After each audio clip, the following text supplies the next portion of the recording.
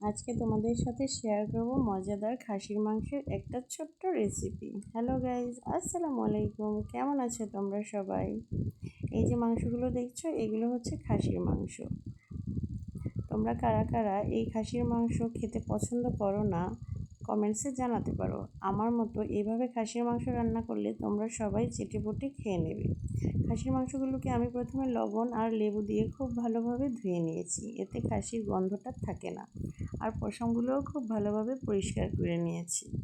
এখন একটা কড়াইতে বেশ খানিকটা তেল দিয়ে তার মধ্যে কিছু পরিমাণ পেঁয়াজ ভাজা ভাজা করে নেব।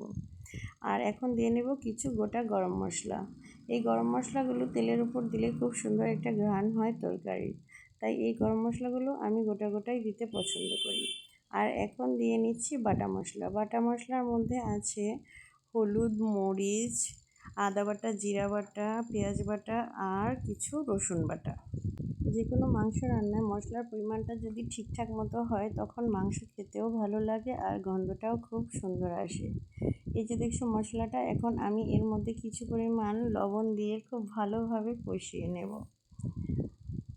মাংস রান্নার ক্ষেত্রে এই কষানোর বিষয়টাই খুব বেশি গুরুত্বপূর্ণ। যত ভালো করে মাংসটা কষানো হবে আর মশলাটা কষানো হবে, মাংসের টেস্ট তত বেশি ভালো হয়।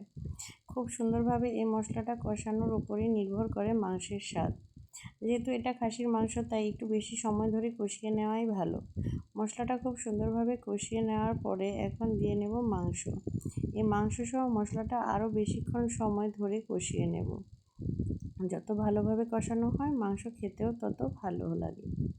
এই তো এখন মাংস কষানো শুরু হয়ে গেল।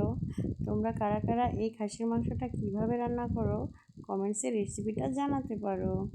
এই তো দেখো মাংসটা খুব সুন্দরভাবে কষে এসেছে। এখন এর মধ্যে কিছু পরিমাণ পানি দিয়ে নেব। অনেকে এখানে ঠান্ডা পানি ব্যবহার করে, কিন্তু গরম পানি ব্যবহার করলেই এই মাংসের টেস্টটা খুব ভালো আসে।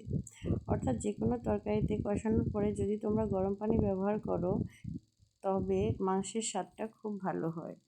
আমাদের বাড়িতে আমরা সবাই খাসির মাংস, গরুর মাংস দুইটাই খুব বেশি পছন্দ করি। অনেকে আছে খাসির মাংসটা খায় না, কিন্তু তোমরা যদি প্রথমে লেবু আর লবণ দিয়ে খাসির মাংসটাকে ভালো করে ধুয়ে নাও, সত্যি বিশ্বাস করো খাসির মাংসের যে একটা স্মেল থাকে ওই স্মেলটা আর আসে না। এই তো মাংসটা প্রায় রেডি। দেখো এখন ধিমে আঁচে দিয়ে নেব আধা ঘন্টার মতো। সাথে দিয়ে নেব কিছু পরিমাণ কাঁচামরিচ আর জিরার গুঁড়া। আজকের এই মাংস রান্নার ভিডিও তোমাদের কার কার কাছে কেমন লাগলো কমেন্টসে জানাতে পারো।